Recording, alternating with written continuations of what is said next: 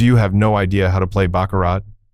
It seems like a game that intimidates most players, but I'm here to tell you that it's actually one of the easiest and smartest games you can play in a casino. By the end of this video, you'll understand exactly how to play, and which bets give you the best odds of walking away a winner.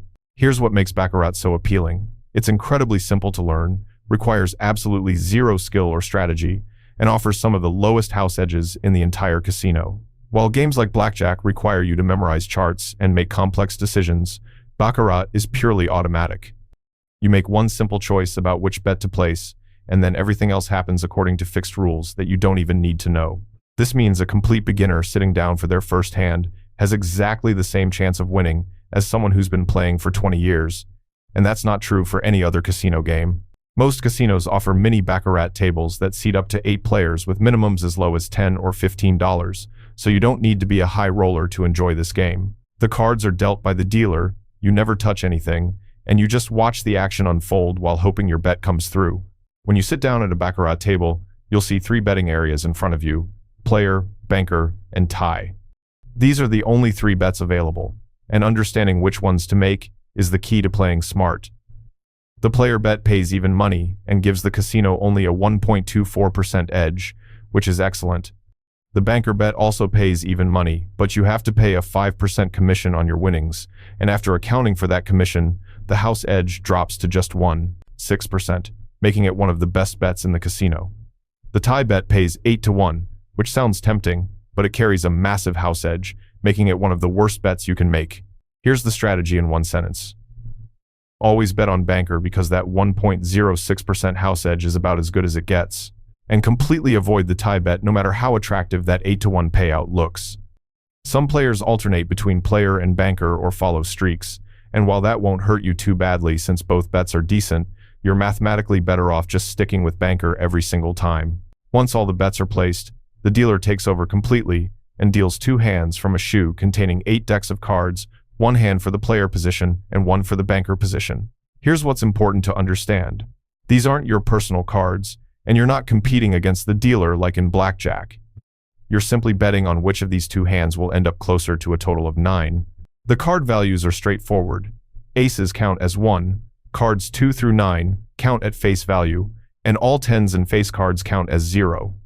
When you add up the cards in a hand, if the total is 10 or higher, you drop the first digit, so a hand of 8 and 7 equals 15, but you drop the 1 and it counts as 5. A hand of 9 and 6 equals 15, which becomes 5. A hand of queen and 5 equals 5 because the queen is worth 0.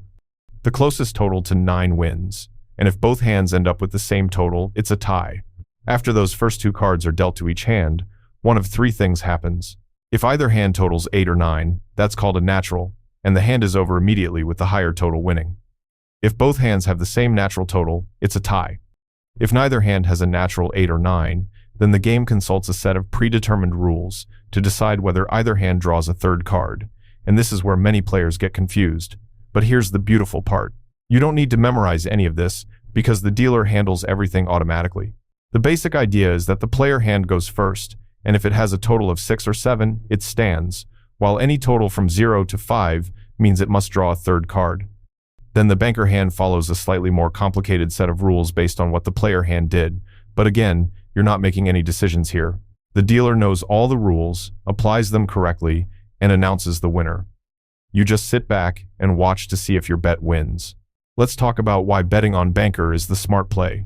That 1.06% house edge means that for every $100 you wager, you can expect to lose about $1 in the long run, which is phenomenal compared to most casino games. Slot machines typically have edges between 5% and 15%. Roulette on a 00 wheel gives the house 5.26%, and many of the proposition bets at the craps table are even worse. Even the player bet at 1.24% is excellent, but banker is mathematically superior because of how the 3rd card rules work. The banker hand has a slight advantage in winning more often, which is why the casino charges that 5% commission when you win. The dealer tracks your commissions in a small numbered box that corresponds to your seat, and when you leave the table, you settle whatever you owe. This might seem annoying, but it's a small price to pay for access to one of the best bets in the casino.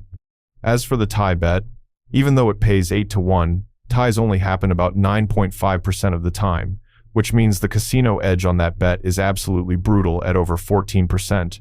You're essentially throwing money away every time you make that bet, so just pretend it doesn't exist. If you found this helpful, make sure to subscribe for more casino strategy guides. Now get out there, and may the cards fall in your favor.